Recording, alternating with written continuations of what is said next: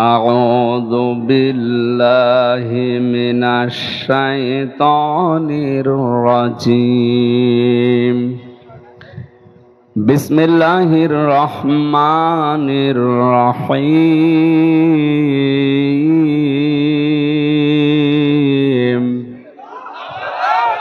ولا يسأل حميم حميما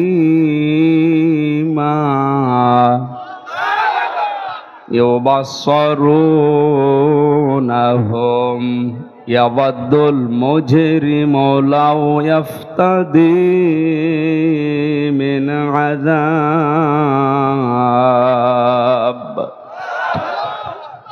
لو يفتدي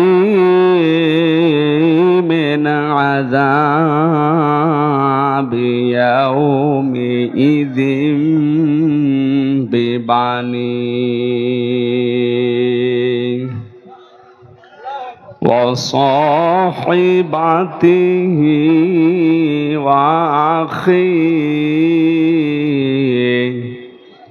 وفصيلته التي تؤويه ومن في الأرض جميعا ثم ينجيه كلا إنها لظى نزاعة للشوى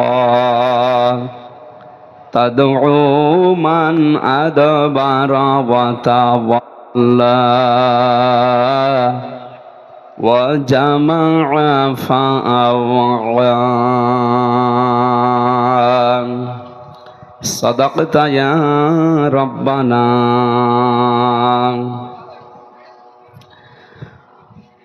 عن عباس رضي الله تعالى عنه قال قال النبي صلى الله عليه وسلم من ذاق طعم الإيمان من رضي بالله ربا وبالإسلام دينا محمد صلى الله عليه وسلم نبيا ورسولا رواه مسلم وما زادهم إلا إيمانا وتسليما اللهم صل على محمد وعلى آل محمد كما صليت على إبراهيم وعلى آل إبراهيم إنك حميد مجيد اللهم بارك على محمد وعلى آل محمد كما باركت على إبراهيم وعلى آل إبراهيم إنك حميد مجيد.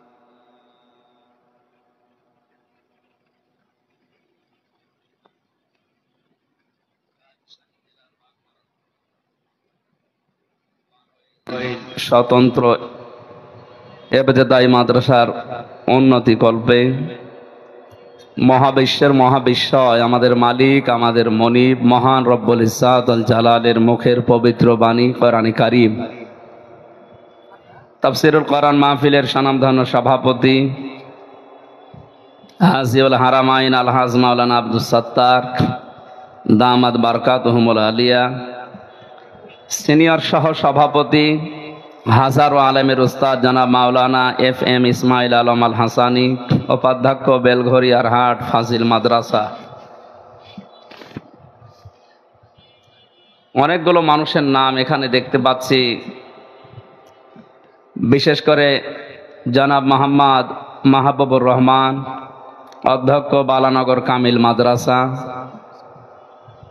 হাজার হাজার আমির হামজার উস্তাদ রফা'না লাকা যিকরাক আল্লাহ তাদের সম্মান মর্যাদা আরো বাড়িয়ে দাও বলেন আমিন।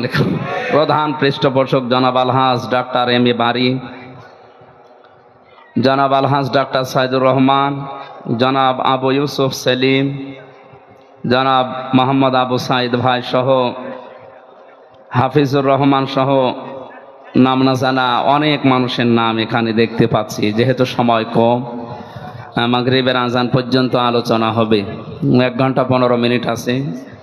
এই কথা বলেন কেন? কথা বলা যাবে না। দাঁড়িয়ে আছেন, বসে আছেন, থাকেন, কথা বলা যাবে না। কথা বন্ধ করেন, কথা বন্ধ করেন। কোরআনের নির্দেশ হচ্ছে ফাসতামিউ লাহু আনসিতু। কোরআনের আলোচনা শুরু হলে চুপ থাকবেন এবং কান লাগিয়ে শুনবেন, দুইটাই ফরজ। চুপ করেন, লাগবে না। আজকের মাহফিলের প্রধান অতিথি শাইখুল মাশায়েখ, আমাদের অভিভাবক জনাব মোহাম্মদ হাবিবুর রহমান, চেয়ারম্যান 1 নম্বর গোবিন্দপাড়া ইউনিয়ন পরিষদ। আমরা বললাম তো সময় কমের জন্য কেউ মন খারাপ করেন না, সবার জন্য আমরা একবারে দোয়া করছি। ওয়া রাফা'না লাকা যিকরাক।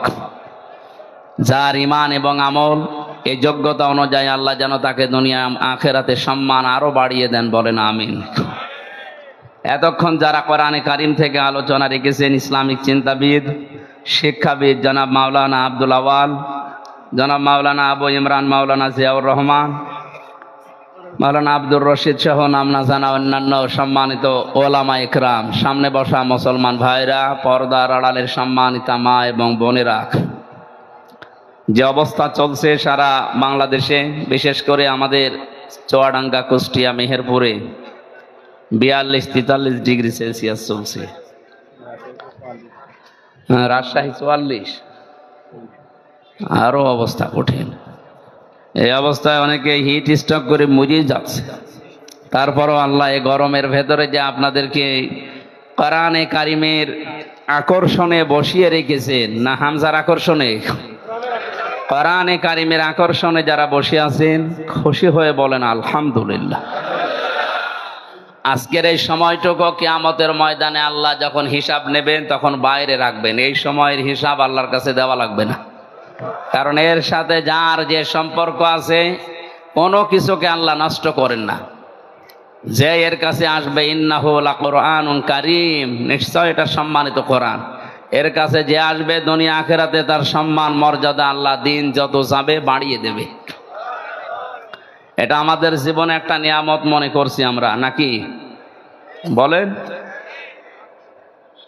আল্লাহ পাক বলেন ওয়াইদ তাআযানা রাব্বুকুম লাইন শাকারতুম লাযিদান্নাকুম ওয়া লাইন কাফারতুম ইন্না আযাবি লাশাদীদ। সূরা ইব্রাহিমের 9 নম্বর আয়াত 7 নম্বর আয়াতে আছে, তাফসীর হাক্কানিতে পড়েছি। আল্লাহ পাক বলেন যদি নিয়ামত পাও শুকরিয়া আদায় করো, আমি আল্লাহ অবশ্যই ওটা তোমাদের জীবনে বৃদ্ধি করে দেব, বাড়িয়ে দেব। এই যে লাযিদান্নাকুম এ শব্দের ব্যাখ্যা করতে গিয়ে মুফাসসির লিখেছেন, কেউ যদি নিয়ামত পেয়ে শুকরিয়া আদায় করতে চায় 3টা শর্ত তাকে মানা লাগবে। কয়টা? আমরা অনেকে মনে করি নিয়ামতের শুকরিয়া আদায় মানে টুটি পর্যন্ত খেয়ে একটা ঢেকর তৈরি বললাম আলহামদুলিল্লাহ হয়ে গেল। না, এটা একটা বাক্য।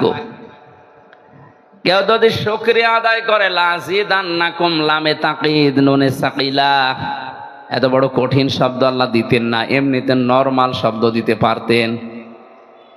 নিয়ামত কি এবং এর শুকরিয়া আদায় করলে আল্লাহ যে বাড়িয়ে দেবেন কেন, ব্যাখ্যায় যে 3টা জিনিস পেয়েছি। 1 নম্বরে, এই কথা বলেন কে গো, কি আশ্চর্য, এখানে কেউ আসবেন না ভাই,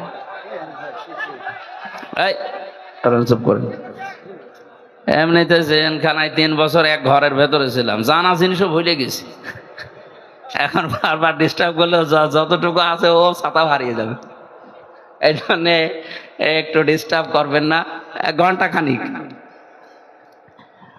আপনি স্পষ্ট কথাগুলো স্পষ্ট ভাবে শোনেন, যদি বোঝার চেষ্টা করেন, যদি নাও মানতে পারেন তাও 500 রাকাত নফল নামাজের সওয়াব হবে। আর মানতে পারলে তো শোনায় সোহাগা। যদিও বাস্তবতা আমাদেরকে ওইদিকে মনে হচ্ছে নিয়ে যাচ্ছে না, যে আমরা কোরআনে কারিমের যে আয়াত পড়েছি এগুলো মানতে পারবো কিনা জানি না, তবে চেষ্টা চালাবো ইনশাআল্লাহ।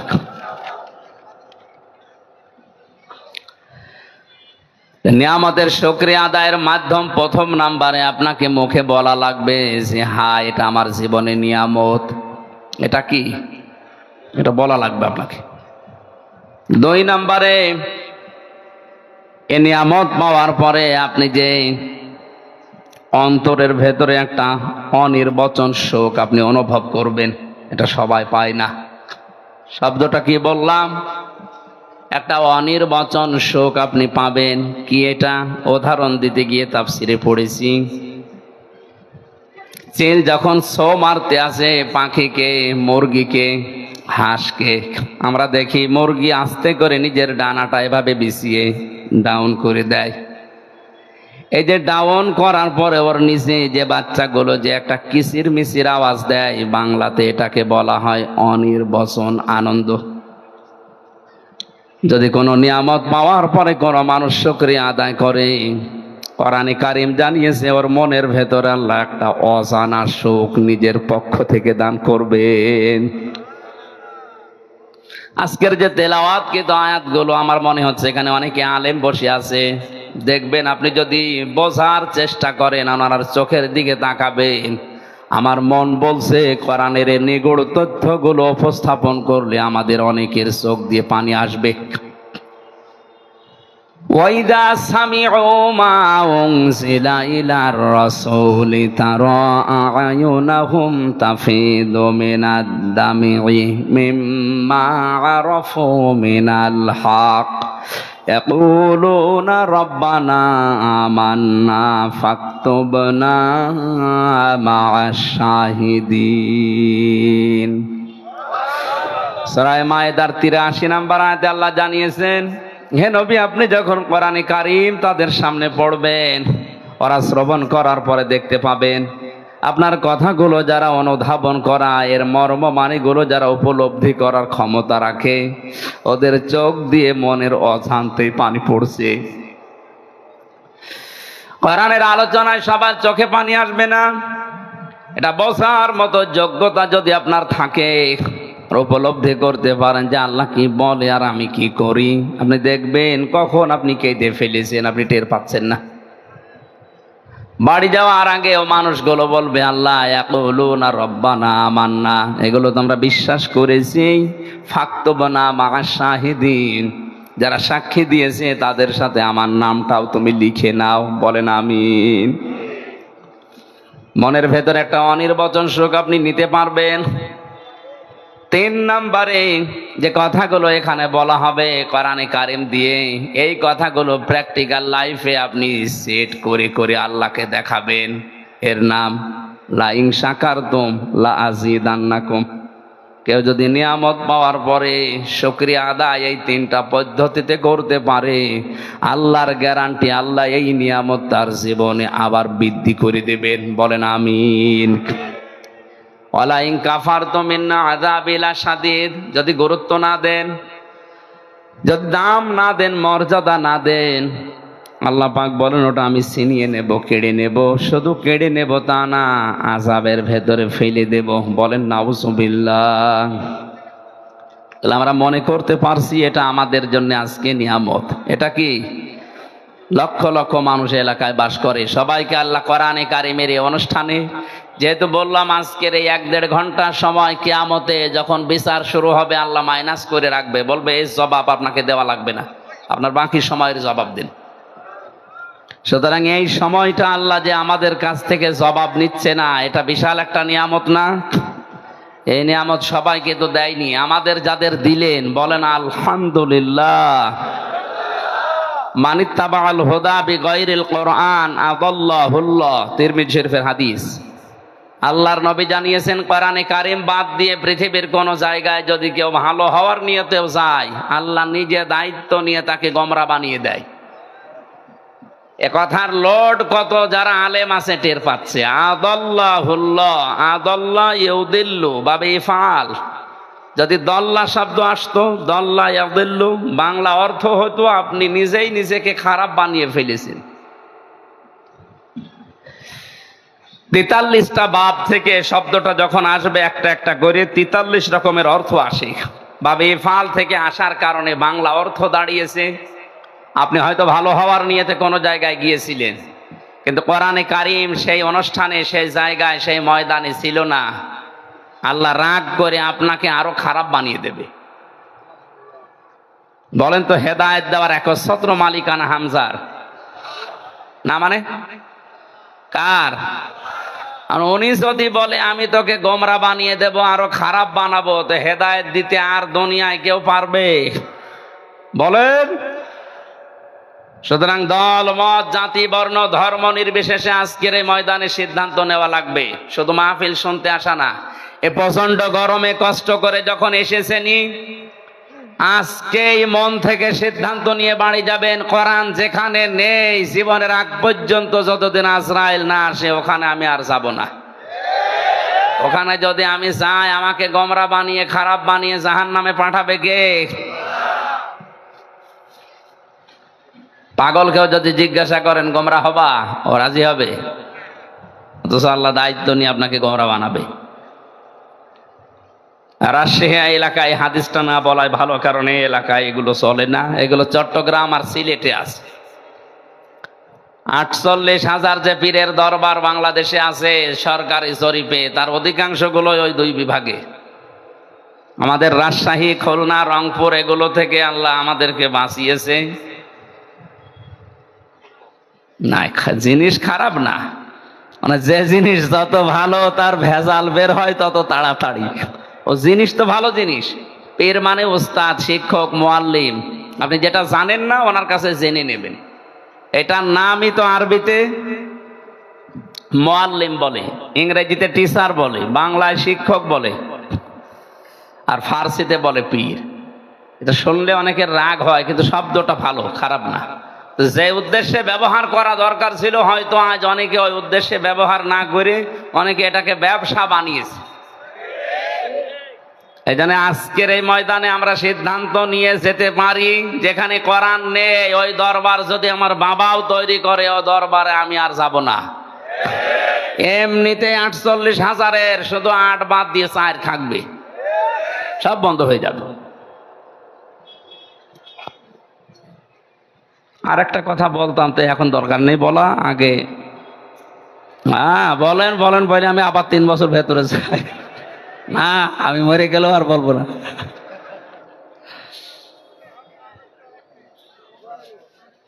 চোখ বন্ধ করে বলি, আল্লাহ যা করে। শুধু পীর সাহেবের দরবারে কোরআন নেই, ওখানে গেলে আল্লাহ গোমরা বানিয়ে বেঁধে, তা না। যেই দলে কোরআন নেই ওই দল যদি আমি সাপোর্ট করি, ওখানে থাকি, আমাকেও আল্লাহ গোমরা বানিয়ে দেবে। সুতরাং এটা রাজনীতি মনে না করে নিজেকে বাঁচার জন্য আপনাকে বললাম। আমি দেখতে পাচ্ছি কোরআনের আর হাদিসের চোখ লাগিয়ে আপনি জাহান্নামে যাচ্ছেন। আপনি যেন না যান। আপনার নিজের বাবার মতো, ভাইয়ের মতো আমিও আপনাকে ভালোবাসি। নবীর হাদিস দিয়ে সতর্ক করলাম, এখন আপনার বিবেককে যা বলে তাই করেন। যে দলে কোরআন নেই ওই দল যদি আমার বাবাও প্রতিষ্ঠাতা হয়, ও দলে আমি এখন থেকে নেই। এটাকে সামিয়ানা পর্যন্ত না বাইরে যাবে?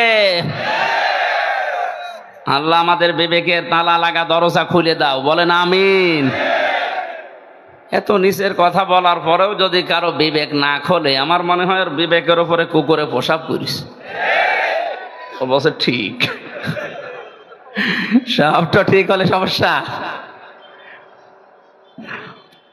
আল্লাহ তুমি আমাদেরকে ওমরের মতো বানিয়ে দাও, বলেন আমিন। দরুদ আর সালাম পড়ছি আমাদের নবী মুহাম্মদ রাসূলুল্লাহ সাল্লাল্লাহু আলাইহি ওয়াসাল্লামের প্রতি, যারা আনিত আদর্শ পেয়ে আমরা খুশি না বেজার? আমি এখানে একটা সূক্ষ্ম কথা বলছি। আমরা যারা ওযু করি, ওযু ভেঙে যায় কয় কারণে বলেন তো? বলেন বলেন। 7 কারণে ওযু ভেঙে যায়। যদি একটাও পাওয়া যায় ওযু ভেঙে গেছে, নষ্ট হয়ে গেছে, ওই ওযু দিয়ে আর নামাজ হবে? বলেন। এটা যেমন বুঝলেন, নামাজ ভেঙে যায় 19টা কারণে। কয়টা? বিশ্ববিদ্যালয়ে থাকাকালীন দেখেছি সবচাইতে বেশি ক্লাসে প্রশ্ন করতেন ডক্টর লোকমান স্যার। ওনারে জিজ্ঞাসা করতো ছাত্র যে এত বেশি প্রশ্ন করেন, বলছে প্রশ্ন করলেও এটা জীবনে ভুলবা না। আমি বারবার আপনাকে প্রশ্ন করছি কারণ আপনার মরণ পর্যন্ত যেন এটা মনে থাকে। নামাজ ভেঙে যায় 19টা কারণে, নিজেই বললেন একটা পাওয়া গেল নামাজ আর নামাজ থাকে না। ও নামাজ পড়াও যা, না পড়াও তা। অজু করলে অজু ভেঙে যায় 7 কারণে।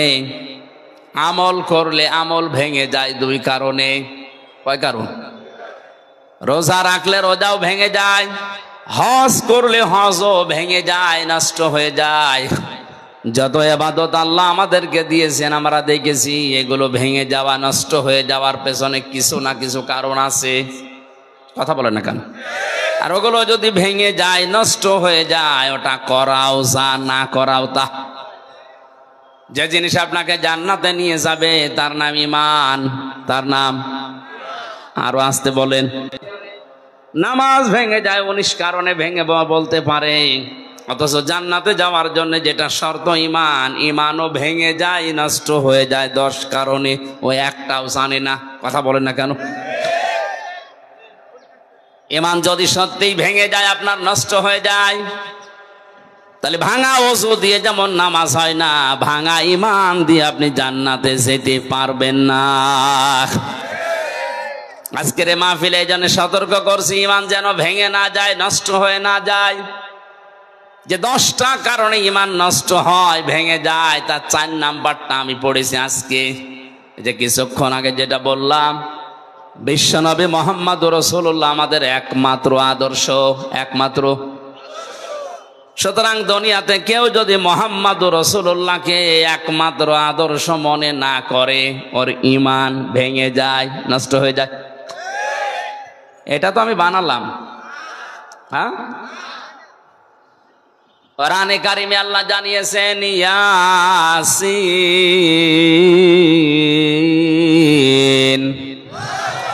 ইয়াসিন সূরার ভেতরে 86টা আয়াত আছে। একবার পড়লেই 10 খতম কোরআন শরীফের সওয়াব হয়। এরপর থেকে শুনছি, তো কেন হয় এটা কোনোদিন চিন্তা করেননি? কেন এর চাইতে বড় কোরআনে সূরা বাকারা এর চাইতে মনে হয় কই সেটা পড়ে খতম কোরআনের সওয়াব হয় না।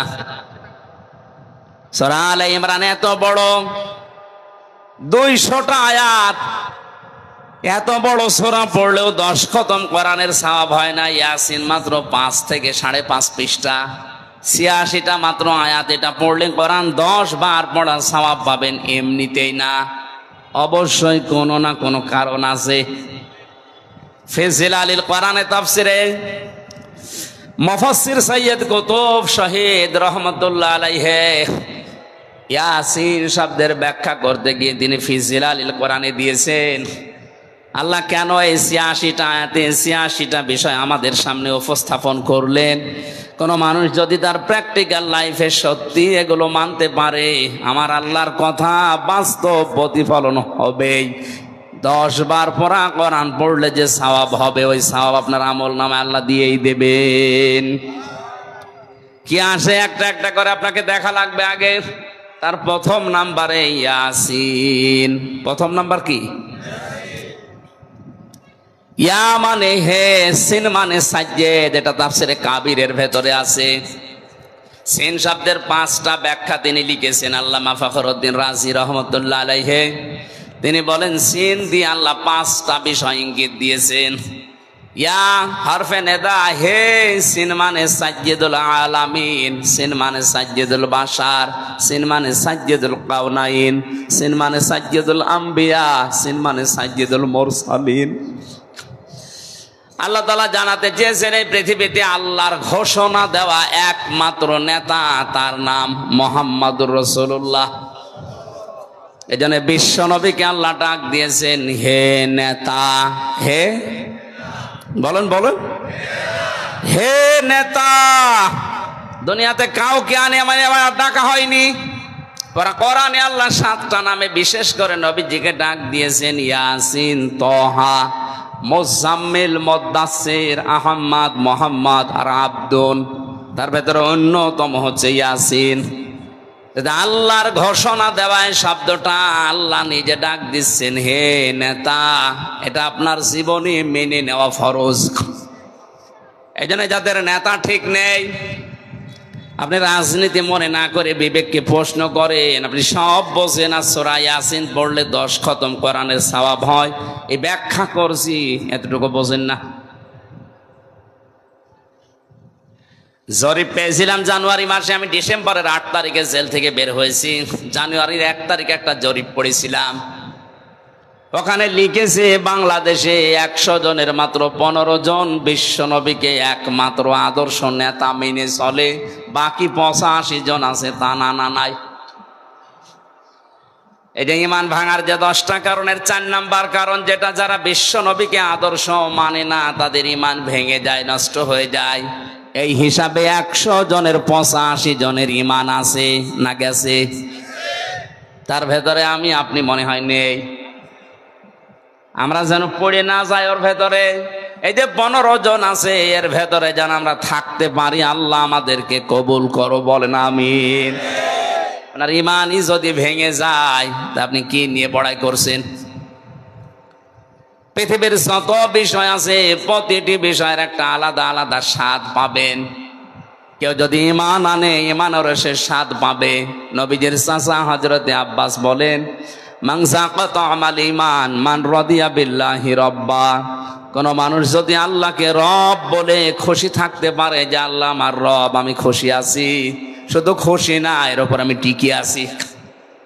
কোন মানুষ যদি সত্যিই রব বলে খুশি থাকে এবং টিকে থাকে, তাতানাজ্জালু আলাইহিমুল মালাইকা, আল্লাহ পাক বলেন আমি তার জন্য ফেরেশতা নাজিল করে হলেও সাহায্য করব।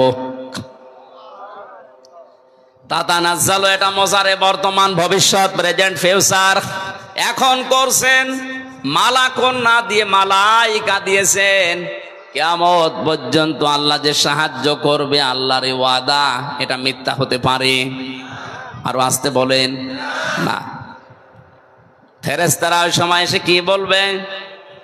আল্লাহ তাখাফু ওয়ালা তাহজানু, ভয় পাবেন না, চিন্তা করবেন না। কিসের ভয়, কিসের চিন্তা?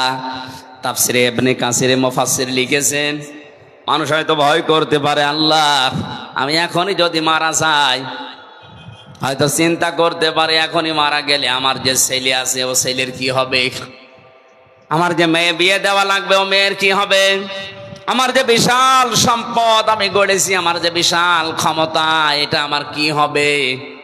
এই চিন্তা, এই ভয় তার মনের ভেতরে আসতে পারে। ফেরেশতারা ওই সময় এসে তাকে বলে ভয় পাবেন না, চিন্তাও করবেন না, ওগুলোর সব দায়িত্ব আল্লাহ নিজের হাতে নিয়ে নিয়েছে। এই ওয়াজটা করা যত সহজ মুখ দিয়ে, এটা প্র্যাকটিক্যাল লাইফে সেট করা অত সহজ না। যারা সেট করেছে তারা বুঝতেছে। আমি বলতাম না শুধু এই আয়াতের সাথে রিলেটেড, এই জন্য বলছি যেন আপনি উদ্বুদ্ধ হতে পারেন। জেলখানায় থাকাকালীন এক কারারক্ষী এসে আমার বলছিল আল্লাহর এক বান্দার ফাঁসি হবে, রাত 10টা 1-এ তার ফাঁসি। সন্ধ্যা 7টার সময় এসে বলছো, স্যার আপনি রেডি হয়ে থাকেন, আর বেশি সময় নেই। উনি আমারে বলছে, কারারক্ষী ভাই এখনো তো 3টা ঘন্টা আছে, আমি 2 ঘন্টা ঘুমিয়ে গেলাম, তুমি 1 ঘন্টা আগে আমারে ডেকে দিও। কারারক্ষী আমাদেরও পাহারা দিচ্ছিল, ওই সময় ডাক দিয়ে বলছে, হুজুর দেখলাম ঠিক লোকটা ঘুমিয়ে গেল, 2 ঘন্টা পরে আমি ডাকলাম, উনি ঘুম থেকে ভালোভাবে উঠলেন, গোসল করলেন, ওযু করলেন, আমারে বলছে চা খাবেন আপনি? নিজে চা বানালেন ভেতর থেকে, আমারে দিলেন 1 কাপ, নিজে আর 1 কাপ খেলেন। 2 রাকাত নামাজ আদায় করে ডাক দিয়ে বলছে, ভাই এবার চলেন, আমি রেডি হয়ে গেছি। অনেক বলছে, হুজুর আমিও তো মানুষ, আমার তো মনে হচ্ছিল ওই সময় যে মাত্র আর 1 ঘন্টা যার বাকি আছে ফাঁসির, এই লোকটার ঘুম আসে কি করে? আমার তো নাম শুনলেই ঘুম উড়ে যায়, আর আরামে ঘুমাচ্ছে। অথচ লোকটা আমার মতো ফকিন্নি না, তার যে বিশাল বিশালতা আমি নাম নিলাম না, এত কিছু দুনিয়াতে করেছে, তার ওই পর্যায়ে চিন্তা করলে আমার মাথা খারাপ হয়ে যায়। আর স্যার কোনো চিন্তা নেই, বিনা চিন্তাতে দেখলাম আরামে ঘুমিয়ে গেছে। আমি সারা জীবন ওয়াজে শুনেছি, যারা আল্লাহকে রব বলার পরে সন্তুষ্ট থাকে, টিকে থাকে, তাদের ওপর নাকি ফেরেশতা নাজিল হয়ে চিন্তা করো না, দুঃখ করো না এটা বলে। আমি নিজে এটা আমার চোখে দেখেছি। নাই তো এই সময় মানুষের ঘুম আসার কথা না। আল্লাহ তাখাফু ওয়ালা তাহজানু, ফেরেশতারা যেন কানের কাছে এসে বলে আল্লাহর বান্দা ভয় পাবেন না, চিন্তা করবেন না। আপনার ছেলে নিয়ে, আপনার মেয়ে নিয়ে, আপনার ব্যবসা প্রতিষ্ঠান নিয়ে, আপনার রাজনীতি নিয়ে চিন্তা হয়, ওগুলোর সব দায়িত্ব আল্লাহ নিজের হাতে নিয়েছে। আপনি আল্লাহর জান্নাতে যান। আল্লাতি কুনতুম তুআদুন, যার ওয়াদা আল্লাহ নিজে করেছেন, বলেন সুবহানাল্লাহ।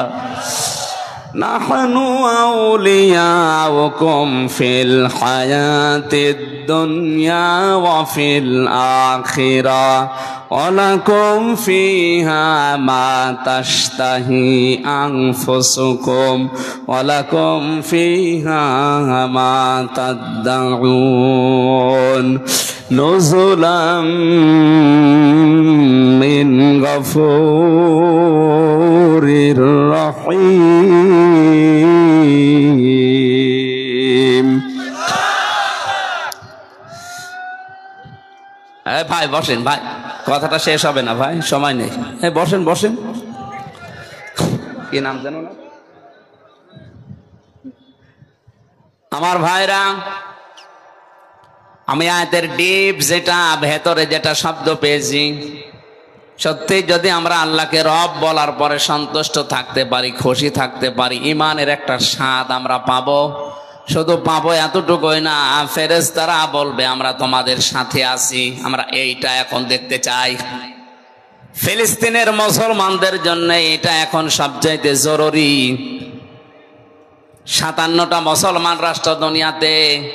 আমার তো মনে হচ্ছে যতটুকু এরা যদি শুধু প্রসাব করে দেয়, ইসরায়েল ভেসে যাওয়ার কথা।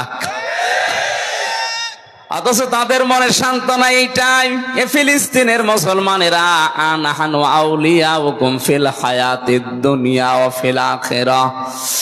আয়াত পড়ার পরে মনে হয় ফেরেশতারা ওদেরকে যেন বলছে চিন্তা করবেন না, আমরা সাথে আছি। শুধু এতটুকুই না, জান্নাতে যাওয়া পর্যন্ত তোমাদের সাথে বন্ধু হয়ে থাকবো। এমন জান্নাতে পৌঁছিয়ে দেব যেখানে যাওয়ার পরে চাওয়ার আগে জিনিস পাওয়া যাবে। এটা আল্লাহর পক্ষ থেকে, দয়াময় মেহেরবানের পক্ষ থেকে এটার মেহমানদারি।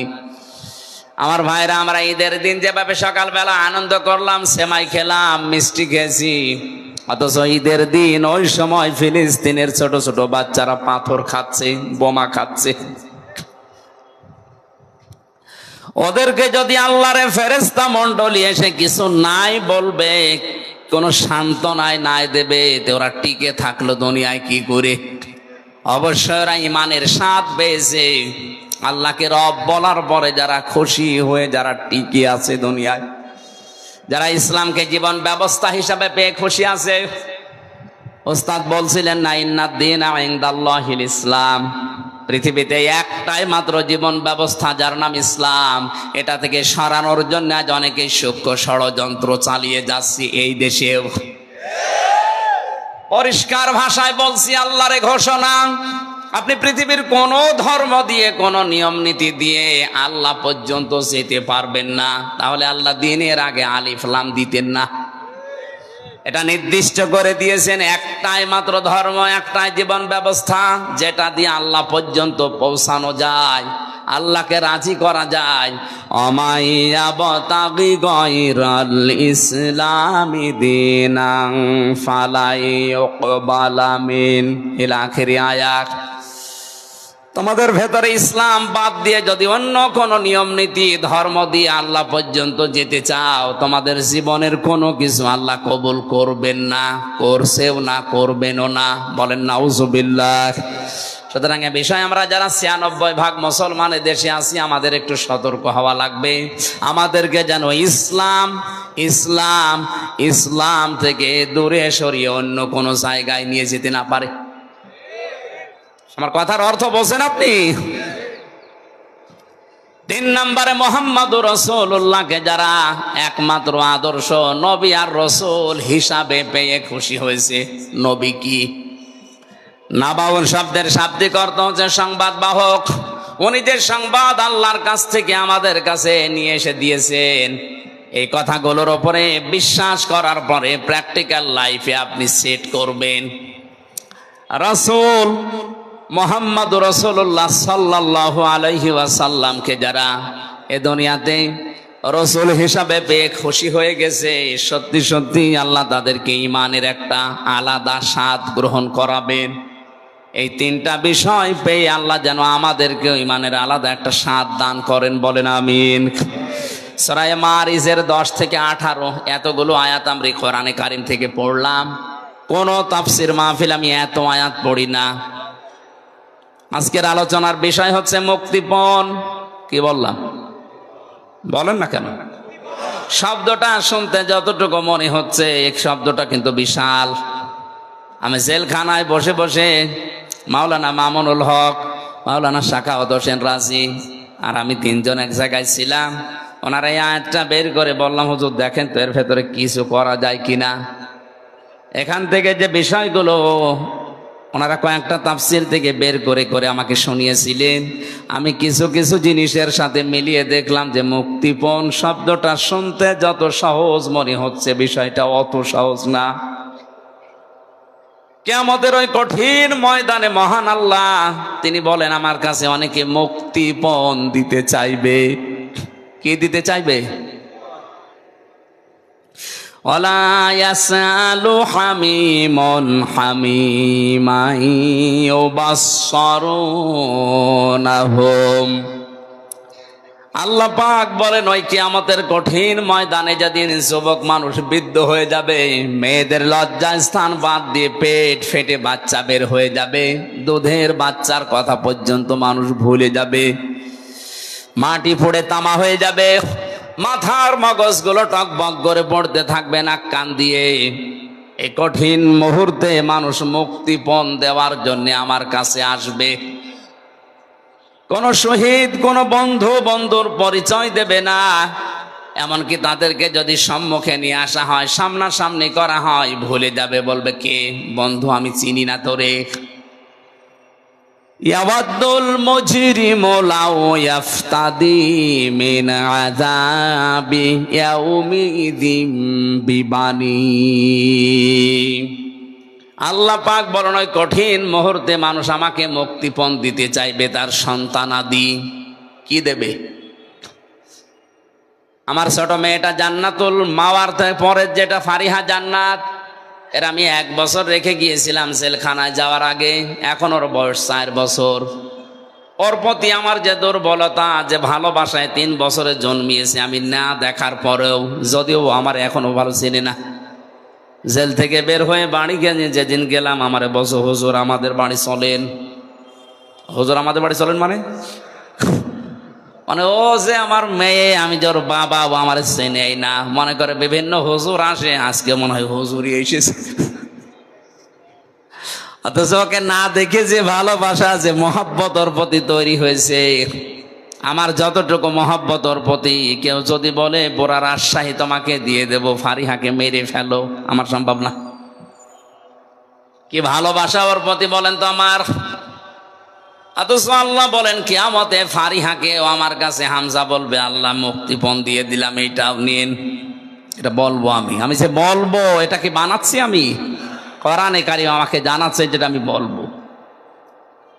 ফারিহা জান্নাতের মতো এত মহব্বত ভালোবাসার বস্তুকে যদি আমি বিনিময় দেওয়া, মুক্তিপণ দেওয়া, ফিদিয়া দিতে চাই, তা আর কি বাকি থাকবে আমার কাছে?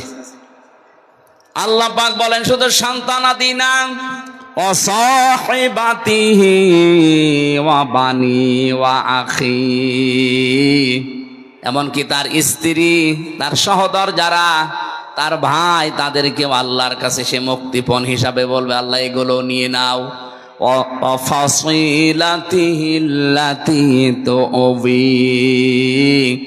তার জ্ঞাতি গোষ্ঠী, তার দলের লোক, যারা তাকে আশ্রয় দিত বিপদে পড়লে, যাদের নাম শুনলে তাকে অনেক বিপদ থেকে বাঁচিয়ে দিত, এই মানুষগুলোকেও সে বলবে আল্লাহ এগুলো মুক্তিপণ দিয়ে দিলাম, এগুলো নিয়ে নাও, আর তোমার আমাকে বাঁচাবান তো। আল্লাহ বলেন এতটুকুই না, ওয়ামাং ফিল আরদি জামিআ, এমনকি তামাম দুনিয়ায় ওর যা আছে তা তো দিতে চাইবে, ওর যা নেই তাও বলবে আল্লাহ ওগুলো দিয়ে দিলাম।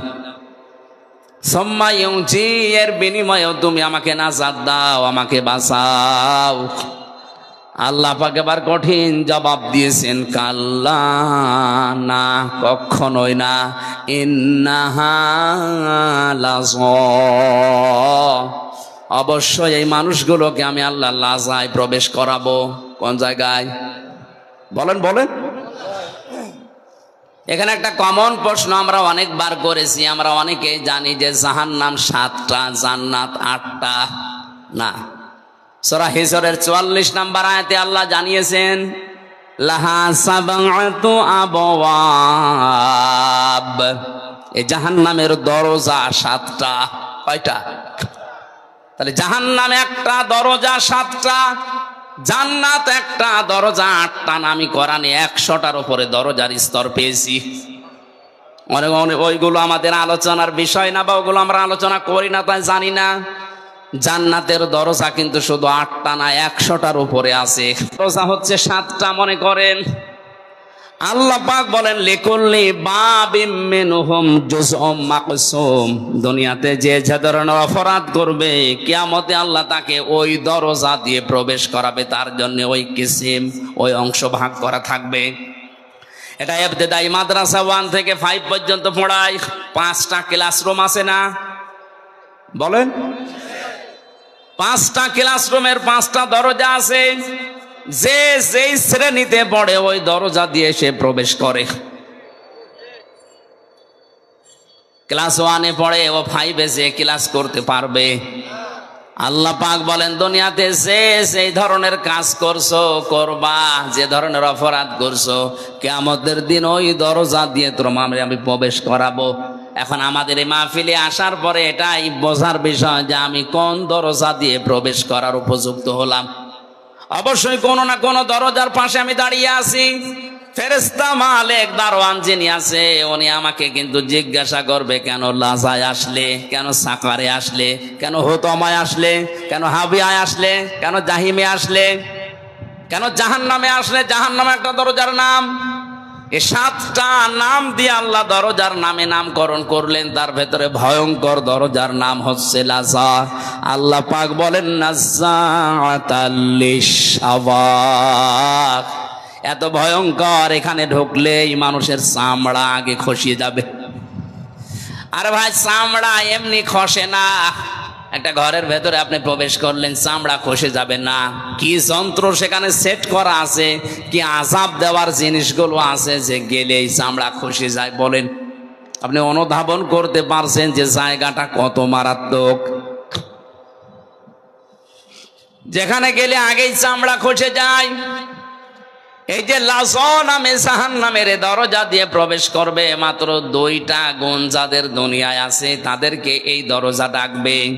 তাদউ মান আদবারা ওয়া তাওয়াল্লা, এই জাহান্নামের লাযা নামক দরজা তাদেরকে ডাক দেবে দুনিয়াতে যারা সত্যকে সত্য জানার পরও পৃষ্ঠ প্রদর্শন করেছে, মুখ ফিরিয়ে চলে গেছে। আর বাংলাদেশে এখন এই শ্রেণীর মানুষ বেশি। ইব্রাহিম আলাইহিস সালাম আমাদের মালিক মহান রব্বুল ইজ্জত ওয়াল জালালকে খুঁজে পাওয়ার জন্য তিনি শত চেষ্টা করেছিলেন। কখনো তারকা দেখে মনে করেছেন এইটাই আমার রব, কখনো সূর্য দেখে মনে করেছেন এইটা আমার রব, কখনো চন্দ্র দেখে মনে করেছেন এইটা আমার রব। সর্বশেষ যখন সবগুলো অস্তমিত হয়ে গেছে বলছেন না, যেগুলো ডুবে যায়, যেগুলো অস্তমিত হয়ে যায়, যেগুলো শেষ হয়ে যায়, এগুলো আমার মালিক হতে পারে না। ইন্নী ওয়াজ্জাহতু ওয়াজহিয়া লিল্লাযী ফাতারাস সামাওয়াতি ওয়াল আরদা হানিফাও ওয়া মা আনা মিনাল মুশরিকিন। বলেন আল্লাহু আকবার।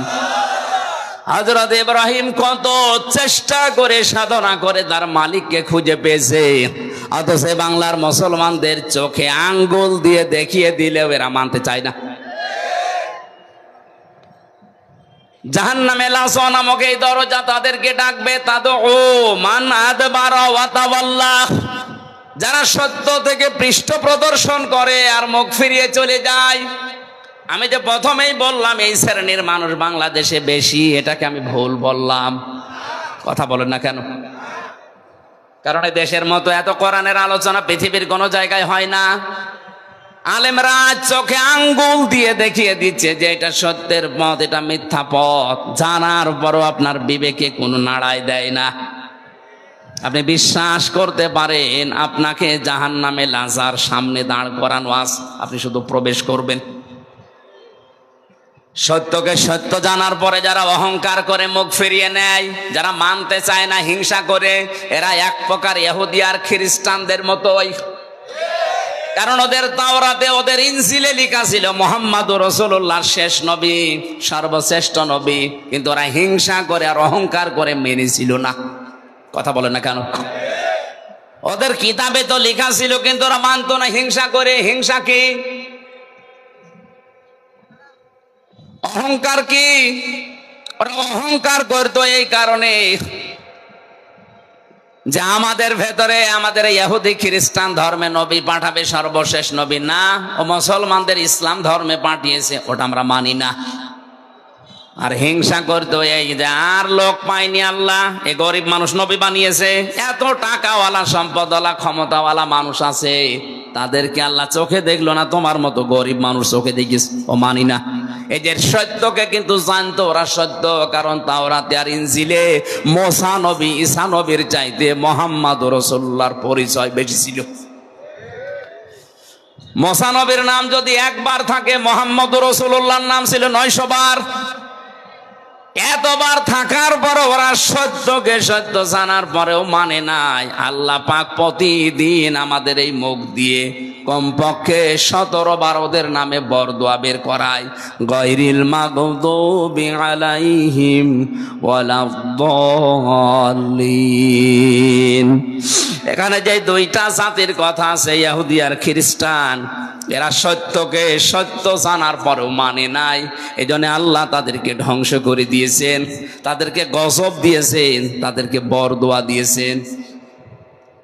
আমরাও যদি আর সত্যকে সত্য জানার পরে হিংসা করে, অহংকার করে, আর যে কোনো কায়দায় না মানি, আমাদের বরদোয়া আমাদের বিরুদ্ধে যাবে। প্রতিদিন অন্তত আপনি অন্য নামাজ না পড়লেও ফরজ নামাজ তো পড়েন, ফরজ নামাজ 17 রাকাতে অন্তত এই কথা বলাই লাগে, গায়রিল মাগদুবি আলাইহিম ওয়ালাদ-দাল্লিন। বলেন তো আপনার নিজের বরদোয়া আপনি নিজে পড়বেন? এই জন্য সত্যকে সত্য জানেন। আপনি জানেন আমির হামজা সে কুষ্টিয়া থেকে এসেছে, ওর বাবার কথা বলবে না, ওর দাদার কথা বলবে না, ওর দলের কথাও বলবে না, ও যা বলবে কোরআন থেকে বলবে, ওটা আপনি বিশ্বাসও করেন, জানেনও। কিন্তু এইটার জন্যই অহংকার করে, হিংসা করে মানেন না। না, এ তো আমার বাবার মুরিদ না, ও মানি না। এ তো আমার দলের লোক না, মানি না। আমি মনে হয় বেশি বলে ফেললাম। বাংলাদেশে এই চরিত্রের মানুষ আছে না নেই? আপনি বিশ্বাস করতে পারেন এগুলো এক প্রকার ইহুদি আর খ্রিস্টানদের মতোই। এদেরকে লাজা নামক দরজা ডাকতেছে, আসো। ও জামা ফাআওয়া, 2 নম্বরে যারা মাল সম্পদ জমা করে আর সংরক্ষিত করে রাখে যে এগুলো আমার কাছে স্থায়ীভাবে থাকবে। এই যে মাল, মাল মানে অনেকেই মনে করে যে মরে গেছে আবুল মাল, ওইটা মনে হয়। কিছুদিন আগে যিনি বিদায় নিয়েছে মন্ত্রণালয় থেকে, যিনি অর্থমন্ত্রী ছিলেন সাবেক, কি কামাল, এই মাল নাকি? আবুল মালও না, কামালও না, এ মাল কি? ফি জিলালিল কোরআনে মুফাসসির লিখেছেন, মাল শব্দের ব্যাখ্যায় তিনি 5টা বিষয় তুলে ধরেছেন। যারা এই 5টা বিষয় জমা করে আর বারবার সংরক্ষিত করে রাখার চেষ্টা করে আর মনে করে আমার কাছে থাকবে, ইয়াহসাবু আন্না মালাহু আখলাদা, যারা ধারণা করে এগুলো আমার কাছে স্থায়ীভাবে থাকবে, এগুলো আর হাত ছাড়া হবে না, এই মানুষগুলোকে মহান আল্লাহ তমা নামক দরজা দিয়ে প্রবেশ করাবে। বলেন নাউজুবিল।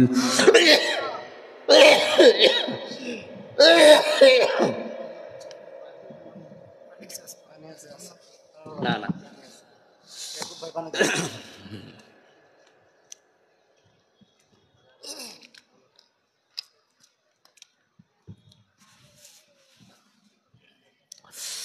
তাফসিরুল কোরআন মাহফিল লিখে দিয়েছেন, ওই জন্য তাফসির আকারে কথা বলছি, নাকি আমি সাপের কাহিনী শুরু করব? আল্লাহ পাক জানিয়েছেন যারা মাল জমা করে, আল্লাযী জামাআ মালা ওয়া আদ্দাদা, আর বারবার গণনা করে, মনে করে আমার কাছে স্থায়ীভাবে মাল থেকে যাবে, এটা সংরক্ষিত করে রাখার চেষ্টা করছে। এদেরকে লাসা এবং হুতামা নামে যে জাহান্নামের দরজা, এদেরকে ডাকবে আসো। এমন কঠিন অবস্থা আল্লাহ দরজার ভেতরে রেখেছেন, নারুল্লাহিল মুকদা। আল্লাহ পাক বলেন হুতামা নামক জাহান্নামে যে দরজার ভেতরে আগুন আছে, এই আগুন আমি আল্লাহ নিজে জ্বালিয়েছি। বলেন নাউজুবিল্লাহ। দুনিয়ার আগুন কোন জায়গায় লাগলে সে জায়গা পুড়ে যায়, আর হুতামা নামক জাহান্নামে যে আগুন আল্লাহ রেখেছেন, ওই জায়গায় কেউ গেলে আগে তার কলিজা পুড়ে যাবে। আল্লাতী তাত্তালিউ আলাল আফিদা, কলিজা পর্যন্ত আগে পৌঁছাবে, ওটা সারখার হয়ে যাবে আগে। এমন কঠিন মারাত্মক জায়গা মহান রব্বুল ইজ্জাতুল জালাল আমাদের জন্য রেখে দিয়েছেন হুতামা, লাজা। যে দুইটা গুণ বললাম, দেখেন তো এ বাংলাদেশে কারোর সাথে মেলে কিনা? যারা সত্যকে জানার পরও পৃষ্ঠ প্রদর্শন করে চলে যায়, মুখ ফিরিয়ে নেয়, আর মাল জমা করে, আর বারবার সংরক্ষণ করার চেষ্টা করে। এগুলো আমি মালের 5টা ব্যাখ্যা পেয়েছি তাফসিরে। 1 নম্বরে মাল বলতে নবীজি আয়াতের ব্যাখ্যায় জানিয়েছেন, আদ-দুনিয়া কুল্লুহা মাতাউন ওয়া খায়রু মাতাউদ দুনিয়া ইমরাতুস সালিহা। পৃথিবীর সবগুলো সম্পদ মাল, এর ভেতরে উত্তম সম্পদ হচ্ছে আল্লাহওয়ালা নেককার মেয়ে মানুষ। জোরে বলেন সুবহানাল্লাহ। সম্মানিত মা বোন, আমি দেখলাম বহু মা বোনেরা আম গাছতলায় বসে আছেন, বাসতলায় বসে আছেন, নেককার নারী। এগুলো দুনিয়ার শ্রেষ্ঠ সম্পদ। কি এটা? আল্লাহর নবী জানিয়েছেন 4টা গুণ যার ভেতরে আছে তাকে শ্রেষ্ঠ সম্পদ বলা হয়, শ্রেষ্ঠ নারী বলা হয়। 1 নম্বরে যার স্বামী বাইরে থেকে আসলে দুনিয়ার সব কাজ কাম বাদ দিয়ে স্বামীকে খুশি করার জন্য এগিয়ে যায়।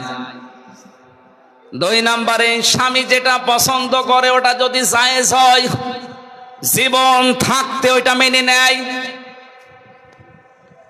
সম্মানিত মা বোনেরা, নামাজের সময় পর্যন্ত আপনার মাথা আর চুল যেন বের হয়ে না যায়, এটা নিষিদ্ধ। নামাজে যদি চুল বের হয়ে যায় নামাজ নষ্ট হয়ে যাবে, নামাজ ভেঙে যাবে। অথচ স্বামীর সামনে যতক্ষণ থাকবেন চুল ছেড়ে দিয়ে থাকবেন, যতক্ষণ চুল ছাড়া দেওয়া থাকবে, যত চুল দেখবে অতগুলো সওয়াব আপনার আমলনামায় লেখা হবে। ওরা চুল ছেড়েও দেয়, উন্মুক্ত করে রাখে, চুল ফলিয়েও রাখে, স্বামী বাদ দিয়ে অন্যের সামনে। কথা বলুন। যারা এসেছেন গাছতলায়, আম গাছতলায়, বাসতলায় বসে আছেন, আপনাদেরকে আমি ভালোবাসি, বাঁচাতে চাই। আপনি যদি সত্যি শ্রেষ্ঠ সম্পদ হতে চান, স্বামী যখন বাইরে থেকে আসবে দুনিয়ার যত গুরুত্বপূর্ণ কাজ থাক সব আপনার জন্য হারাম। এখন কোনো কাজ জায়েজ নেই।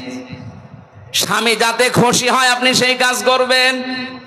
ও যদি আপনাকে হাতা কাটা ব্লাউজ দেখে মনে করে না এটা আমার ভালোই লাগে, ওইভাবে তার সামনে থাকবেন, কোনো অসুবিধা নেই।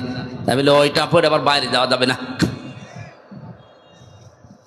স্বামী যেটা পছন্দ করে যদি জায়েজ হয়, বাস্তব জীবনে জীবন থাকতে আপনাকে মানায় লাগবে। আমি স্বামী, এখানে যারা আছে প্রত্যেকেই যারা স্বামী আছে জিজ্ঞাসা করবেন মনের খবরটা এই। প্রতিটি স্বামী চাই, পছন্দ করে বিয়ের পরে যেন আমার মা বাবা আমার সাথে থাকে। কথা বলেন না কেন? কিন্তু আমি বাস্তবতায় দেখছি আজ 100টার 98টা পরিবারে বৌমারা এটা চাই না, সব চাই আলাদা হও। এই কথা বলে না কেন? আমি উপায় করব, ইনকাম করব, কামাই করব, আমি চাই আমার মা বাবা আমার সাথে থাকবে। আপনি চান না মানে কি? আপনি নামাজ পড়তে পারেন, রোজা রাখতে পারেন, কালো বোরকা পড়তে পারেন, আপনি নেককার হতে পারেননি। কারণ স্বামী যেটা পছন্দ করেছিল ওটা জায়েজ ছিল, আপনি এখন ওটা পছন্দ করতে পারেননি। এরকম বউ আছে দুনিয়ায় না নেই? কার বাড়ি আছে দেখি হাত তোলেন তো। ঠিক আছে, তোলার দরকার নেই, ক্যামেরা ওইদিকে গেলে ভাত বন্ধ হয়ে যাবে। টের পাচ্ছেন আপনি? এত বড় বড় মহারতে বসে আছে, এখানে কেউ হাত তুলতে সাহস পাচ্ছে না। আপনি আবেগে হাত তুলে বসে আছেন, একবার যদি ক্যামেরা ওইদিকে ঘুরিয়ে দিত কি হয়তো বুঝতে পারছেন না? কয়েকদিন আগে আমি সৌদি থেকে এসেছি, ওমরা থেকে। ওখানে সবচাইতে একটা বেশি ভিডিও দেখতাম বাংলাদেশের চট্টগ্রামের এক জায়গায় 4 ছেলে 2 মেয়ে, এরা 6 ভাই বোন মিলে তার 95 বছরের বয়সের বাবাকে নিজের সম্পদগুলো সব নিজেদের নামে লিখে রাস্তায় ছেড়ে দিয়েছে।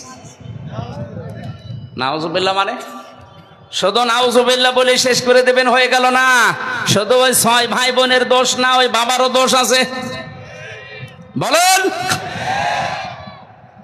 এই 6টা ভাই বোন জানেই না যে বাবা কি জিনিস।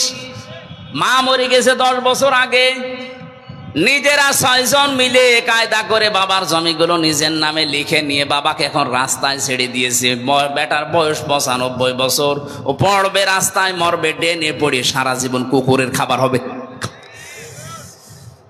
শুধু নাউজুবিল্লাহ যারা বললেন না, আমি নাউজুবিল্লাহ বলতে চাই না, এখানে দোষ এই বাবাটার আছে।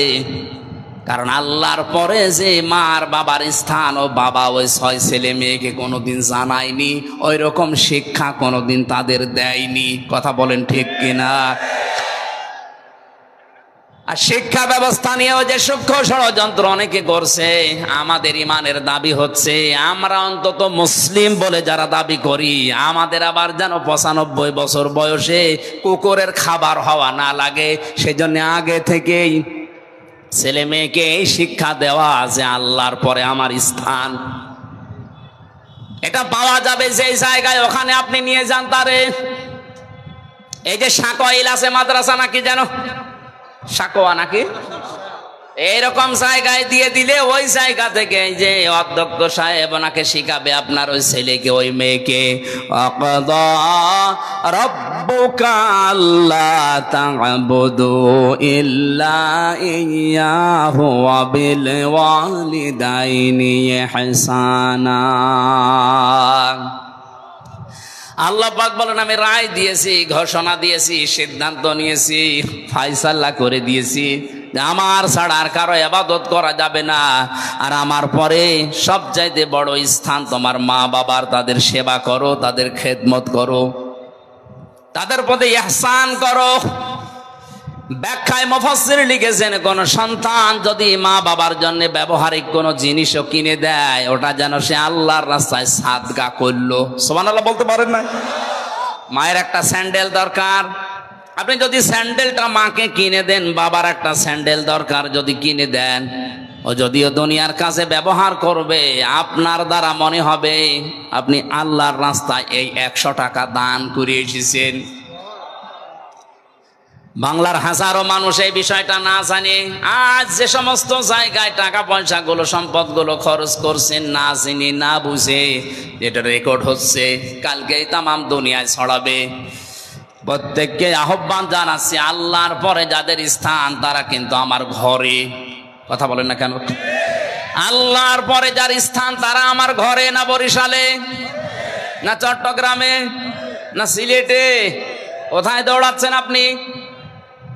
একবারে চট্টগ্রাম চলে যাচ্ছেন, এখান থেকে 700 কিলোমিটার। একবারও চিন্তা করেন না এখানে 7 গজ দূরে যিনি বসে আছে তার নাম আল্লাহ আমার আল্লাহর পরে দিয়েছেন।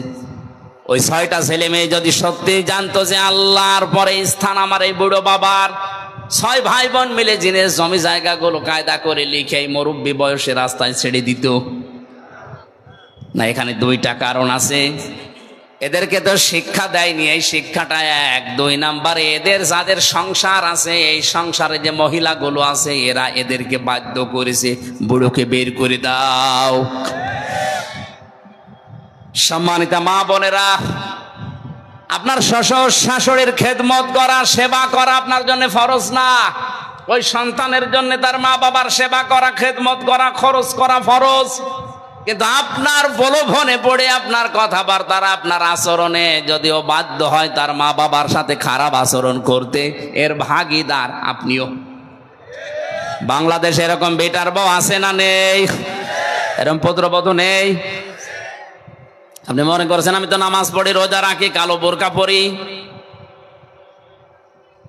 আমি তো আবার বলছি, আজ হাজারো পরিবারে সন্তানটা তার মা বাবার সাথে ভালো আচরণ করা, তাদের খোঁজ খবর নেওয়া, তাদের পেছনে যে খরচ করার দায়িত্ব, এটা পালন করতে 100 ভাগ পারে না।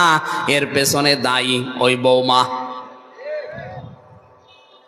কথাটা যদি সত্য হয়ে গেল, এইটাই বাস্তব। আল্লাহ মেয়েদেরকে যেন এই সংকীর্ণ মনা মন থেকে বেরিয়ে আসার তৌফিক দেন, বলেন আমিন।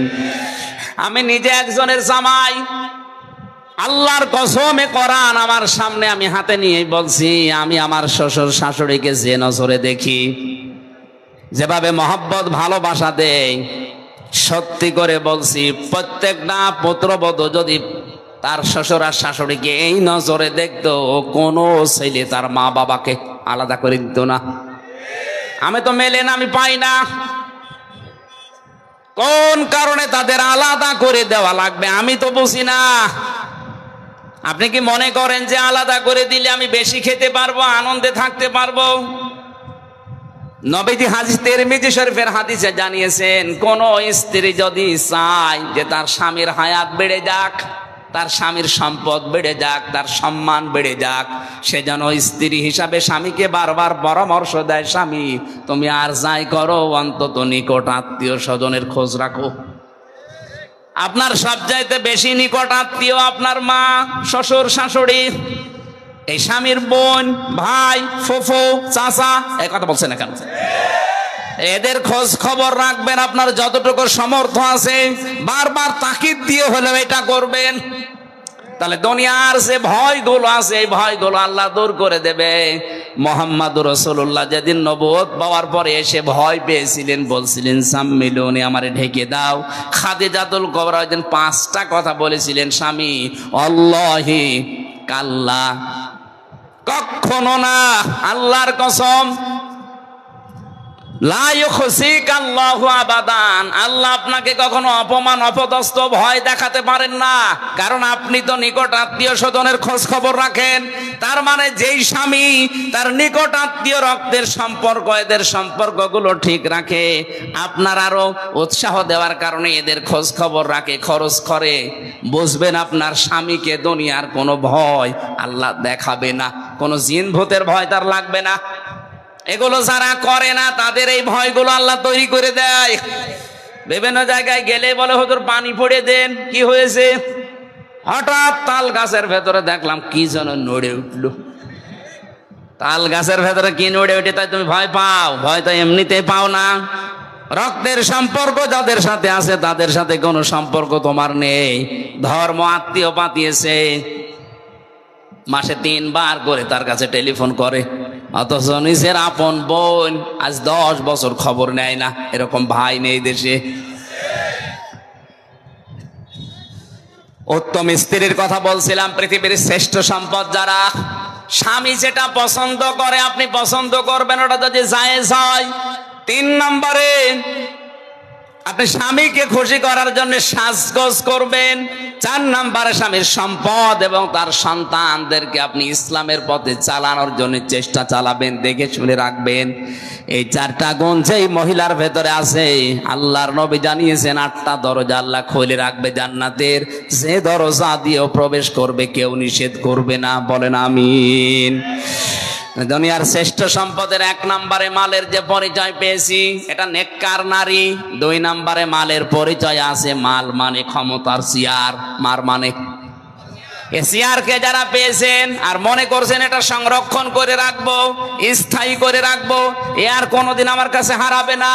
আপনি প্রস্তুতি নেন, আপনাকে লাসা নামক দরজা ডাকতেছে।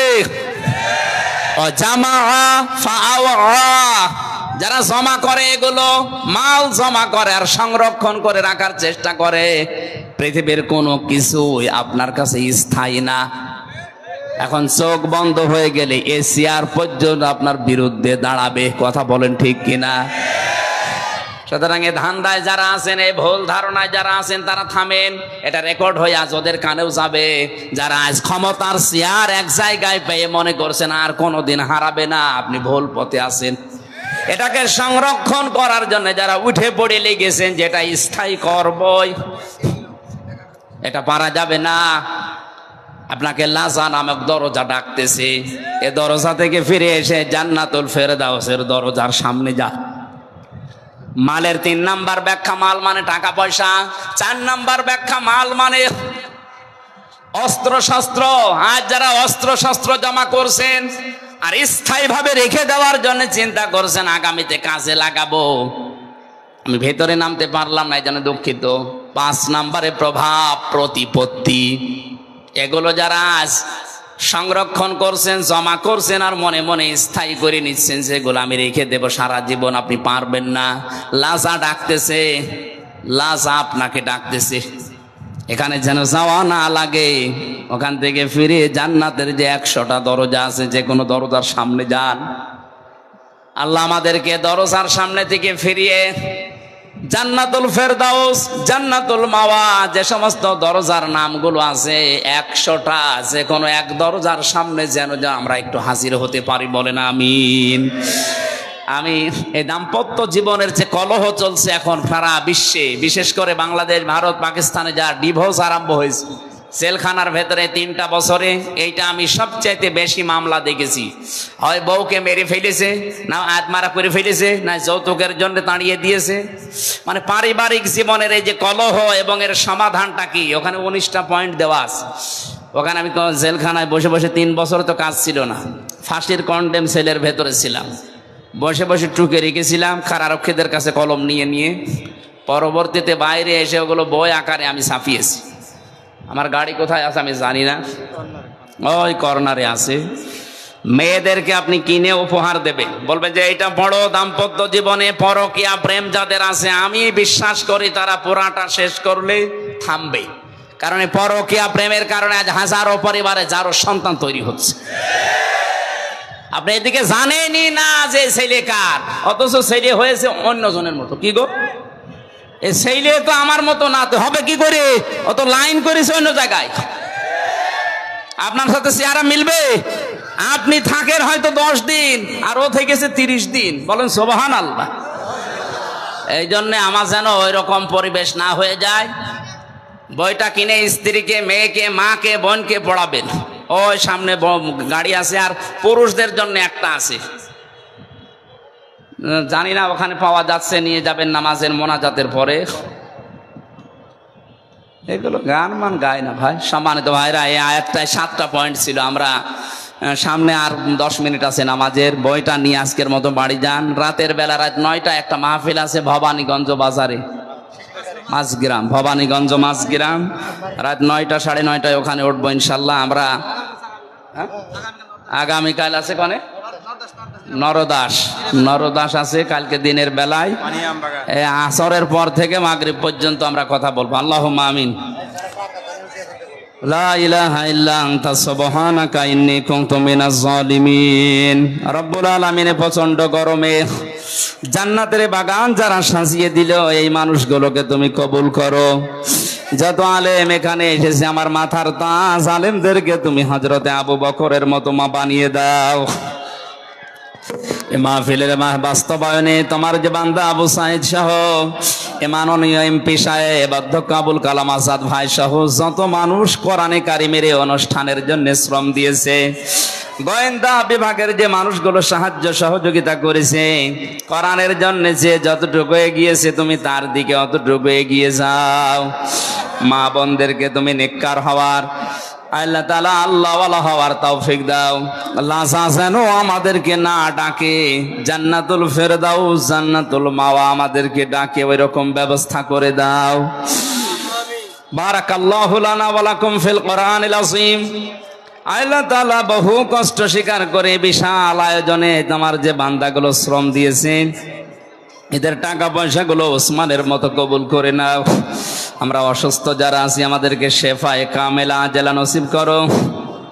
আল্লাহ আমার কণ্ঠে ব্যথা করছে, শরীরও ভালো না, অসুস্থ আছি, মুসাফির অবস্থায় আছি, মাসলুম অবস্থায় আছি, মন থেকে দোয়া করছি আল্লাহ তুমি আমাদের হামে ওয়া নাসির হয়ে যাও। বারাকাল্লাহু লানা ওয়া লাকুম ফিল কোরআনিল আযীম। আলহামদুলিল্লাহি রাব্বিল আলামিন। আল্লাহুম্মা ইন্নী আসআলুকা শাহাদাতান ফি সাবিলিক। যখনই মরণ আসবে যেন একবার হলেও পড়ি লা ইলাহা ইল্লাল্লাহু মুহাম্মাদুর রাসূলুল্লাহ। আসসালামু আলাইকুম রাহমাতুল্লাহ। ওই কর্নারে আছে সাদা গাড়ি, ওখান থেকে নিয়ে স্ত্রীকে, মেয়েকে, মাকে, বোনকে, ফুফুকে অবশ্যই উপহার দেবেন, কাজে লাগবে। সাদগায়ে জারিয়ার সওয়াব পেয়ে যাবেন।